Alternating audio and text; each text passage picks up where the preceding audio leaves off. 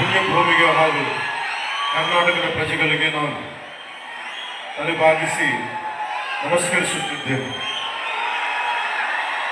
ಗೌರವಾನ್ವಿತ ವರಿಷ್ಠರಾದ ಮಾಜಿ ಮುಖ್ಯ ನ್ಯಾಯಮೂರ್ತಿಗಳು ಮತ್ತು ಭಾರತದ ಸುಪ್ರೀಂ ಕೋರ್ಟ್ನ ಮಾಜಿ ನ್ಯಾಯಮೂರ್ತಿಗಳು ಶ್ರೀ ಜಸ್ಟಿಸ್ ವಿ ಗೋಪಾಲ್ ಗೌಡ ಅವರು, ನಮಸ್ಕಾರ.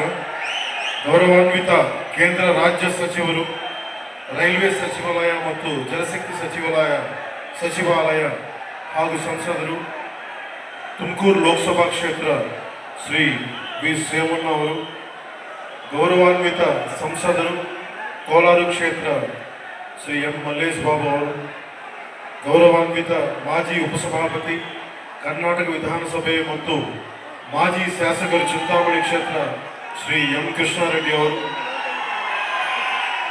ಅನಿತಾ ಚಾರಿಟಬಲ್ ಟ್ರಸ್ಟ್ ಅಧ್ಯಕ್ಷರು ಡಾಕ್ಟರ್ ಎಂ ಯುಧಿಷ್ಠರ್ ಅವರು, ಲಿಯೋ ಕ್ಲಬ್ ಆಫ್ ಮಾರ್ಕ್ ಅಧ್ಯಕ್ಷರು ಶ್ರೀ ನವೀನ್ ಜಿ ಕೃಷ್ಣ ಅವರು ಮತ್ತು ವೇದಿಕೆ ಮೇಲೆ ಉಪಸ್ಥಿತರಿರುವ ಇತರ ಹಿರಿಯ ವಕೀಲರು, ಸಾಮಾಜಿಕ ಕಾರ್ಯಕರ್ತರು ಹಾಗೂ ಇತರ ಗಣ್ಯರಿಗೆ, ಮಾಧ್ಯಮ ಮಿತ್ರರಿಗೆ, ಚಿಂತಾಮಣಿಯಲ್ಲ ನನ್ನ ಸಹೋದರ ಸಹೋದರಿಯರಿಗೆ,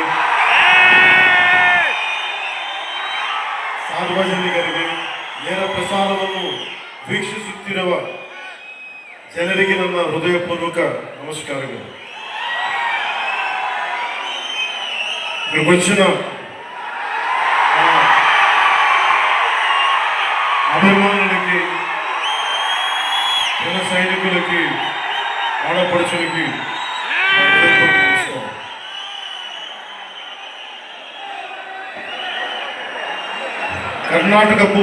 ಕರ್ನಾಟಕವು ಅದ್ಭುತ ಪರಂಪರೆ, ಸಂಸ್ಕೃತಿ ಮತ್ತು ಹಲವು ಪ್ರತಿಭೆಗಳಿರುವ ನಾಡು.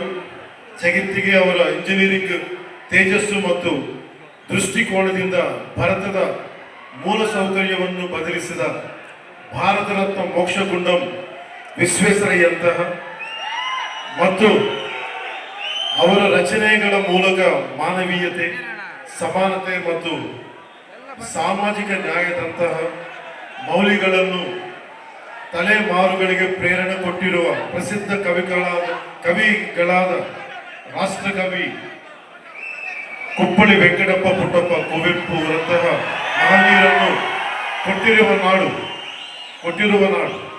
ಕರ್ನಾಟಕದ ಜನರು ಯಾವಾಗಲೂ ತಮ್ಮ ಶ್ರಮ, ಸೃಜನಶೀಲತೆ ಮತ್ತು ಪ್ರಗತಿಯ ಕಡೆಗೆ ಪ್ರತಿಬದ್ಧ ಇರುವರು. ಈ ಮಹಾನ್ ಭೂಮಿಯ ಮಗನಾದ ಜಸ್ಟಿಸ್ ಗೋಪಾಲ್ ಗೌಡ ಅವರನ್ನು ಸಂಭ್ರಮಿಸುವುದು ಒಂದು ಗೌರವವಾದ ವಿಷಯ. ಅವರ ಜೀವನ ಮತ್ತು ಕಾರ್ಯ ಕರ್ನಾಟಕವು ನೂರಾರು ವರ್ಷಗಳಿಂದ ಪಾಲಿಸಿರುವ ನಿಷ್ಠೆ ಮತ್ತು ಸೇವೆಯ ಮೌಲ್ಯಗಳನ್ನು ಪ್ರತಿಬಿಂಬಿಸುತ್ತವೆ.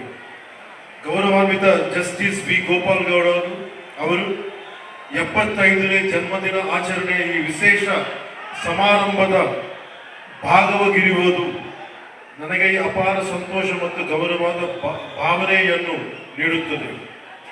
ಅವರು ಭಾರತೀಯ ನ್ಯಾಯ ವ್ಯವಸ್ಥೆಯಲ್ಲಿ ಬಹು ಗೌರವನೀಯ ವ್ಯಕ್ತಿತ್ವಗಳಲ್ಲಿ ಒಬ್ಬರು. ಸತ್ಯ, ದಯಾ ಮತ್ತು ನ್ಯಾಯಕ್ಕೆ ಇರುವ ದೃಢ ನಿಷ್ಠೆಯಿಂದ ಪರಿಚಿತ. ಮನಸ್ಸಾಕ್ಷಿಗೆ ಅನುಸರಿಸಿ ನಡೆದರ ನ್ಯಾಯ ಹೇಗೆ ಜೀವನಗಳನ್ನು ಬದಲಿಸಬಹುದು ಎಂಬುದಕ್ಕೆ ಅವರು ನಿಜವಾದ ಉದಾಹರಣೆ.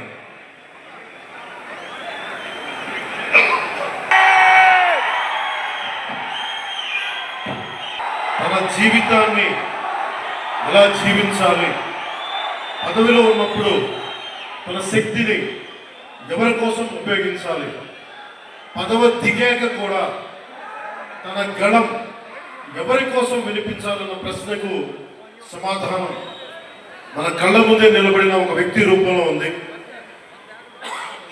ఆయనే జస్టిస్ వి గోపాల్ గౌడ. ఆయనకు జనసేన తరపున, ప్రజల తరపున నా హృదయపూర్వక జన్మదిన శుభాకాంక్షలు. జస్టిస్ గోపాల్ గౌడ గారు కేవలం న్యాయమూర్తి కాదు, ఆయన కర్ణాటకలోని చిక్కబళ్ళాపూర్ జిల్లా పీడూరు అనే గ్రామంలో పుట్టిన ఒక రైతు బిడ్డ. మణ్ వాసన అంటాం తమిళ్లో. మట్టి వాసన, కష్టం విలువ తెలిసిన నేపథ్యమే ఆయన లేబర్, ప్రో పూర్ న్యాయమూర్తిగా మార్చింది. ఆయన డిగ్రీ అయినాక 75లో న్యాయవాదిగా నమోదయ్యారు. కానీ కోర్టుల్లో వారు అడుగుపెట్టింది కేవలం ఫీజుల కోసం కాదు, సగటు ప్రజల కోసం న్యాయం జరగాలన్న తపన. బెంగళూరు మహానగర పాలిక స్టాండింగ్ కౌన్సిల్గా పనిచేసిన, లా కాలేజీలో ప్రొఫెసర్గా పాఠాలు చెప్పిన ఆయన దృష్టి ఎప్పుడు కార్మికుల, కర్షకుల సమస్యలపైనే ఉండేది. న్యాయ చరిత్రలో మైలురాళ్ళు జస్టిస్ గోపాల్ గౌడ గారు న్యాయపీఠంపై కూర్చున్నప్పుడు అది ధర్మాసనమైంది. ఆయన తీర్పులు చాలా ధైర్యంగా, నిక్కచ్చిగా ఉంది. ఉదాహరణకి ఒక చిన్న ఉదాహరణకి వైద్య నిర్లక్ష్యంపై దేశంలోనే అతిపెద్ద నష్టపరిహారం డాక్టర్ కునాల్ సాహా కేసులో ఆయన ఇచ్చిన తీర్పును మర్చిపోలేదు. డాక్టర్ల నిర్లక్ష్యం వల్ల మరణించిన ఒక భార్యకు న్యాయం చేస్తూ 6,08,00,000 నష్టపరిహారం ఇప్పించిన మహానుభావులు జడ్జి. నష్టపరిహారం అంటే జస్ట్, ఫెయిర్ అండ్ రీజనబుల్, సమంజసంగా, న్యాయంగా ఉండాలి. ఒక మనిషి ప్రాణం కోల్పోతే దానికి సరైన విలువ కట్టాలని దేశానికి ఆయన తీర్పు ద్వారా చాటి చెప్పారు.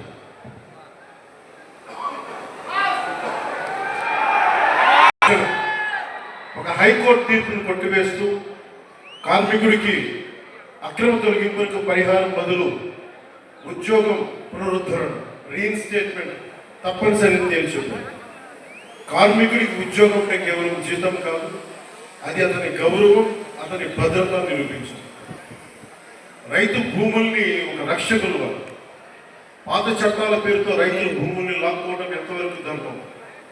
భూసేకరణ చట్టం 2013లోని సెక్షన్ 24 పారాగ్రాఫ్ 2ను పటిష్టంగా అమలు చేస్తూ 5 ఏళ్లుగా పరిహారం చెల్లించని రైతుల భూములను అక్విజిషన్ ల్యాబ్స్ చేసి తిరిగి వారికి అప్పగించారు. రైట్ టు లైఫ్ అంటే జీవించే హక్కు అంటే జీవనోపాధి అని రైట్ టు లైవ్లీహుడ్ ప్రభుత్వాలకి చాలా సున్నితంగా హెచ్చరించారు. అలాగే నాకు ప్రత్యేకించి జనసేన సిద్ధాంతాలకి ఆయన చాలా బలమైన సపోర్ట్, బలమైన మద్దతు. జస్టిస్ గోపాల్ గౌడ గారు అంటే కేవలం రిటైర్డ్ సుప్రీంకోర్టు జడ్జి కాదు, ఆయన నేటికి ఏ పాలకులు ఏ తప్పులు ఉన్నా కానీ రాజ్యాంగ ఉల్లంఘనలపై నిర్భయంగా గడమెత్తుతున్న ఒక నిత్య పోరాట యోధుడు. ఆయన జనసేన సిద్ధాంతాలను, విలువలను ఎంత గౌరవిస్తారు. అందుకే చాలా పరిస్థితుల్లో ఆయన మేము చేసిన పోరాటంలో ఆయన పాల్గొంచుకున్నారు. భూసేకరణ చట్టంపై కావచ్చు, నల్లమల యూనిట్ తవ్వకాలు కావచ్చు, అలాంటి సమావేశాలు ఇచ్చిన దిశానిర్దేశం మా పోరాటానికి బలం. ఇటీవల గత ప్రభుత్వాలు ఉన్నప్పుడు రాజధానుల ఆలోచనపై న్యాయపరమైన అంశాలను చాలా నిర్మోహమాటంగా, నిక్కచ్చిగా చెప్పారు. ఆయన ధైర్యం, ఆయన నిబద్ధత, ఆయన విలువతో కూడిన రాజకీయం, ఇవన్నీ జనసేన లక్ష్యాలు. యువ న్యాయవాదులకు, ప్రజానాయకత్వానికి, రాజ్యాంగాన్ని కాపాడాల్సిన అవసరాన్ని ఆయన నిరంతరం గుర్తు చేస్తుంది.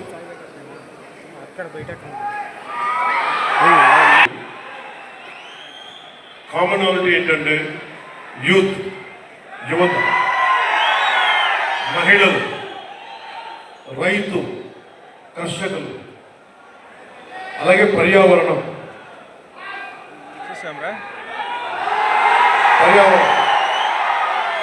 ఇవన్నీ ఇద్దరు మాట్లాడుకున్నప్పుడల్లా రెగ్యులర్గా నేను ఉప ముఖ్యమంత్రి అయిన తర్వాత నాకు ఫోన్ చేసి ఆయన శుభాశీస్సులు తెలిపారు, శుభాకాంక్షలు తెలియజేశారు. ఇలాంటి మహానుభావుల పరిచయం, ఇలాంటి మహోన్నతమైన వ్యక్తుల పరిచయం జనసేనకి చాలా ఆనందం. నాకేం అవసరం లేదు. మన భవిష్యత్తు కోసం, మన బిడ్డల భవిష్యత్తు కోసం, మీ తరాల భవిష్యత్తు కోసం సినిమాల్లో బిగ్ సక్సెస్లో ఉన్నప్పుడు, ఖుషి తర్వాత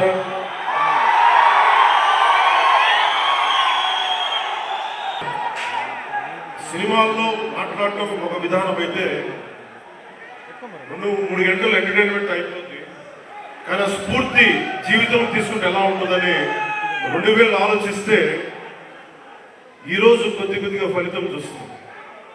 ఆ ఫలితం, ఆ థాట్ వెనక, ఆలోచన వెనక ముఖ్య ఉద్దేశం భారతదేశంలోని యువతకి, మన దక్షిణ భారతంలోని యువతకి మనం ఎంత నిలబడగలం, ఆ ఒక్క ఆలోచనే మన రాజకీయాల్లోకి పట్టుకొచ్చాం.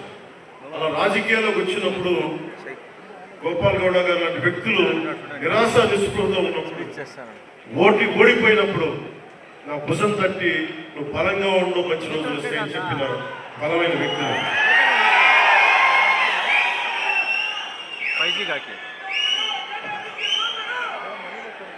ఇది